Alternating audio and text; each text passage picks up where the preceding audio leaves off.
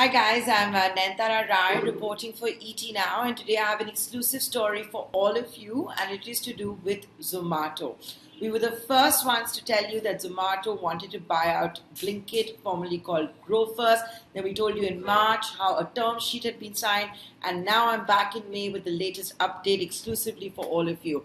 This big merger has entered the final lap, so much so the sources are telling me that Zomato may announce the merger of Blinkit after its next board meeting. Next board meeting is of course going to be scheduled for the quarterly earnings as well. So that is the expectations, and that means Dipinder Goyal, the founder CEO, when he comes good on his promise of interacting with the street and analysts, will also be talking about the Blinkit merger.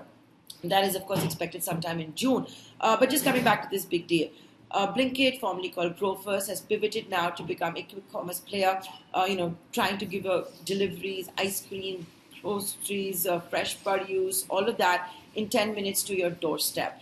Dipinder Goyal and Zomato have been quite vociferous that this is the future of e-commerce when it comes to India, and this is Zomato's big bet in quick commerce called Q-commerce, which will be via Blinkit. It's going to be an all-stock deal. Now, when the term sheet had been signed, it had been signed giving Blinkit about a valuation of $700 million, so it will lose the unicorn status it had achieved.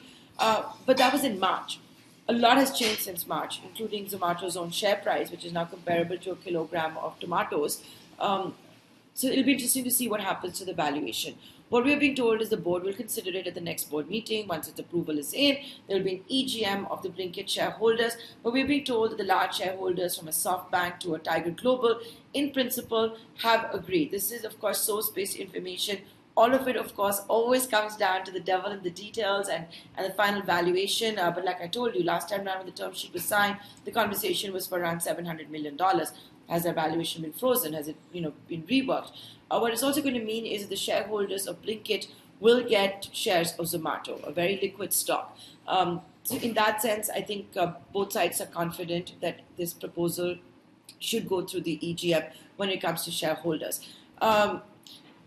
Blinkit will, of course, then fold up properly under Zomato app. It may stay autonomous. It's already folding up under the Zomato app, but will it stay autonomous? Those are some of the questions that we need to watch out for. Zomato, before its much-hyped IPO, had invested about $100 million in Blinkit. But that was for about a 10% stake. After that, it has also extended loans to Blinkit. These have been via convertible instruments. That loan has also been worth about $100 million because it's going to be an all-stock deal.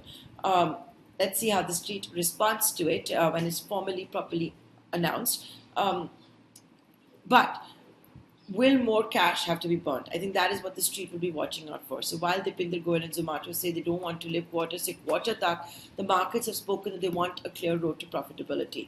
We reached out to Blinkit, we reached out to Zomato, we did not get a comment, but you can stay tuned to ET Now for all the developments.